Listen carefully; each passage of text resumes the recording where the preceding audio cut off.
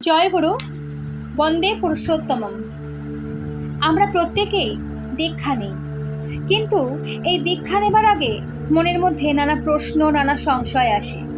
অবশেষে কোনো না কোনো গুরু বা কুলগুরুর মাধ্যমে তার সৎমন্ত্রে দীক্ষিত হই আমরা। সদ্গুরুর শরণাপন্ন হও। গুরু কে হবেন? কাকে গুরু নির্বাচন করা হবে দীক্ষার ক্ষেত্রে? প্রকৃত গুরু কে? এই সবেরই উত্তর দিয়েছেন এবং গুরু নির্বাচনের ক্ষেত্রে সমাধানের ইঙ্গিত দিয়েছেন শ্রী শ্রী ঠাকুর স্বয়ং।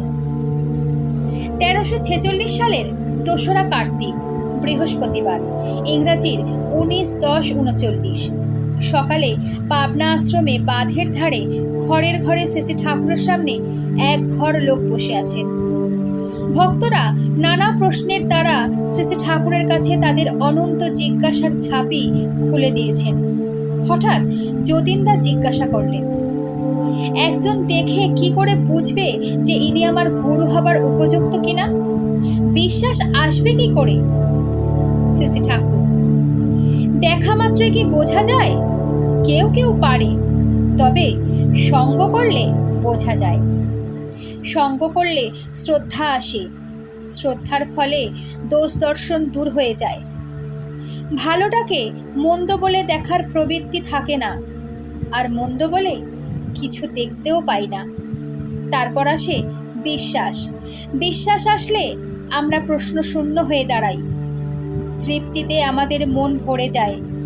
এতে জন্মে প্রেম, ভালোবাসা, টান। আর প্রেম আত্মসমর্পণে পরিণত হয়। প্রিয় ছাড়া আমরা কিছুই জানি না। আলোচনা প্রসঙ্গ, প্রথম খণ্ড, পৃষ্ঠা নম্বর 32। এরপরেই শ্রী শ্রী ঠাকুর গুরুকরণের সঙ্গে ইষ্টপ্রাণতা প্রসঙ্গে বললেন। ইষ্টপ্রাণতা 3 রকমের। সবচেয়ে ভালো হলো বৃত্তিভেদী অনুরাগ। যে বৃত্তি আমার ইষ্টকে পরিপূরণ করে না, তার সঙ্গে কোনো সম্পর্ক নেই। আর যা কোনো না কোনোভাবে ইষ্টকে পরিপূরণ করে, সে সম্বন্ধে আমার কোনো প্রশ্ন নেই। আর এরকম প্রবৃত্তির সঙ্গে আপোষকারী আমার প্রবৃত্তির সঙ্গে যতটুকু খাপ খায়, ইষ্টকে ততটুকু অনুসরণ করি। আর নিকৃষ্ট হচ্ছে প্রবৃত্তিমুখী। এখানে ইষ্টকে আমার বৃত্তির পূরণের ব্যবহার করি। এর থেকেই স্পষ্ট উপলব্ধি করা যায় যে শ্রী শ্রী ঠাকুর গুরুকরণের সঙ্গে সঙ্গে ইষ্টপ্রাণতাকে একত্রিত করে দেখতেন। গুরুকরণ করে জপ, ধ্যান, ইষ্টভৃতি ও ইষ্টনির্দেশ মেনে চলার তপস্যায় যদি আমরা সিদ্ধিলাভ না করি, তাহলে গুরুকরণ এবং দীক্ষা অনেক সময় ব্যর্থতায় পর্যবসিত হয়। শ্রী শ্রী ঠাকুরের উপরোক্ত আলোচনা থেকে 3 জাতের দীক্ষিত ইষ্টপরায়ণতার বৈশিষ্ট্যগুলি বেরিয়ে এসেছে। তার মধ্য থেকে প্রথম, দ্বিতীয় ও তৃতীয় শ্রেণীর দীক্ষিত ও ইষ্টপরায়ণতার কথা খুবই স্পষ্টভাবে শ্রী শ্রী ঠাকুর আমাদের জানিয়েছেন। প্রথম শ্রেণীর ভক্ত, দীক্ষিত ও ইষ্টপরায়ণ যারা, তাদের অন্তরে যে বৃত্তিভেদী অনুরাগ থাকে, তাতে সে ইষ্টময় হয়ে ওঠে এবং ইষ্টের পরিপূর্ণতাই তার প্রধান উদ্দেশ্য হয়ে দাঁড়ায়। তার পরিচয় হয় সে ইষ্টচেদী, ইষ্টপ্রাণ। দ্বিতীয় শ্রেণীর দীক্ষিত ও গুরুকরণকারীরা প্রবৃত্তির সঙ্গে আপোষকারী হয়ে কোনো মতে ইষ্টের সঙ্গে সম্পর্ক তৈরি করে। আর তৃতীয় শ্রেণীর দীক্ষিত ভক্তরা ইষ্টকে নিয়ে চলে প্রবৃত্তির পরিপূরণের জন্য। সুতরাং গুরুকরণের সঙ্গে ইষ্টপরায়ণ হয়ে ওঠার যে যোগসূত্র, তা ঠাকুর আমাদের স্পষ্ট করে দেখিয়ে দিয়ে গেছেন। অনুশ্রুতি গ্রন্থের 6ষ্ঠ খণ্ডের বিধি বিষয়ক ছড়া সংগ্রহের 1ম পৃষ্ঠায় খুব সহজ সাধারণ ভাষায় প্রকৃত ভক্ত দীক্ষিতের চলন চরিত্রের কথা শ্রী শ্রী ঠাকুর বললেন। ঈশ্বরের ইচ্ছা তেমনি হবে, যেমনি চলবে তুমি, ফসল তোমার তেমনি হবে, যেমন উর্বর জমি। প্রভুর প্রতি যেমন নিষ্ঠা, সত্তাও চলে তেমনি, নিষ্ঠা নিপুণ অনুরাগে হয় মানুষ যেমনি।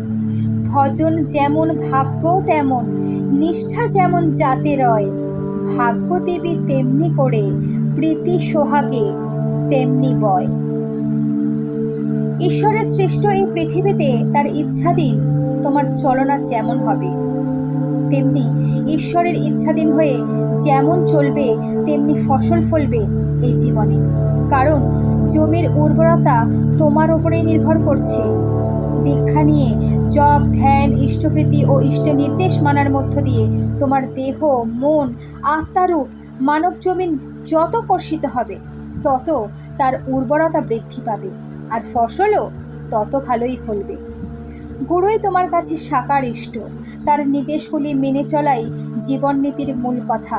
তোমার মধ্যে নিষ্ঠা, নিপুণ অনুরাগ যদি বর্ধিত না হয়ে ওঠে, তাহলে তুমি তেমনি মানুষ হয়ে উঠতে পারবে না। তুমি গুরুকরণের পরে তার নির্দেশ মতো যেমন ভজন করবে, তোমার ভাগ্য তেমনি সম্প্রসারিত হবে। আর নিষ্ঠানুগত প্রীতি সম্বেগের মধ্য দিয়ে ভাগ্যদেবী তার প্রীতি সোহাগের উদ্দিষ্ট ব্যক্তির বাঞ্ছা পূরণে তৎপর হয়ে ওঠেন। 3 নম্বর ছড়াটিতে ভজন শব্দটি ব্যবহৃত হয়েছে। শব্দরত্নকোষে ভজন শব্দটির অর্থ দেওয়া হয়েছে সর্বসঙ্গতি সহ সর্বতোমুখী সুসামঞ্জস্য দর্শন। ভজন শব্দটি এসেছে ভিজ ধাতু থেকে, যার অর্থ প্রীতি, সেবা, অনুশীলন, উপভোগ। একটি মানুষ চায় ভজন অর্থাৎ সর্বতোমুখী সুসামঞ্জস্য সেবাপরায়ণ মানসিকতা যতখানি বিকশিত হয়ে উঠবে, ততখানি সে ভাগ্যকে সমৃদ্ধ করে সমাজকে প্রীতি সোহাগে পরিপূর্ণ করতে পারবে, আর তার দ্বারাই তার সৎ দীক্ষা গ্রহণ সার্থকতার স্তরে পৌঁছে যাবে এবং প্রকৃত মানুষ হওয়ার পর্যায়ে উন্নতি হতে পারবে। এই পর্যায়ে উন্নীত হতে গেলে সদ্গুরুর প্রয়োজন। কেন? তা শ্রী ঠাকুর স্পষ্ট করে বলে দিয়েছেন। 1348 সালের 22শে অগ্রহায়ণ রবিবার, ইংরাজি 7/11/44 তপবনের শিক্ষকবৃন্দের সামনে বাঁধের ধারে তাসুতে উপবেশন করে শ্রী ঠাকুর প্রাতঃকালীন বৈঠকে জীবনের উন্নতি কেমন করে করতে হবে সেই আলোচনা প্রসঙ্গে বললেন, প্রথম জিনিস হলো উৎসমুখতা। উৎসমুখতা এনে দেওয়া শিক্ষার মূল কথা। বাপ, মা, গুরুর প্রতি উদগ্র টান থাকলে তার পেচালে পা পড়তে পারে না। সে কখনো প্রবৃত্তির দাস হয় না। ভুল ভ্রান্তি তার জীবনে কম হয়। ভ্রান্তি এলো সেই উৎস বিমুখ চলন বলন বসল পেয়েছে। যে উৎস বিমুখ হয় না, তার ভুল আসবে কোত্থেকে? সমস্ত তারা ধ্রুবতারার দিকে মুখ করে ঘুরছে, তাই কক্ষচ্যুত হয় না। সব জায়গায় ওই এক কথা। এই ধৃতি, স্থিতি ও গতি অব্যাহত থাকে যা দিয়ে, তাকেই বলে ধর্ম। তাই ধর্ম প্রত্যেককে বলে তুমি সুকেন্দ্রিক হও। যে টানে বিধৃত থেকে তুমি সুস্থ থাকো, সুস্থ থাকো, তুমি থাকো, ছিন্ন ভিন্ন হয়ে যেও না। সেই টানে নিবিদ্ধ রাখো নিজেকে, আর তোমার পরিবেশকেও সেই টানে টেনে রাখো। মানুষের পক্ষে এই কেন্দ্র হলেন যুগপুরুষোত্তম। তার টানে আবদ্ধ থাকলে মানুষের আর কোনো ভাবনা নাই। জয় গুরু।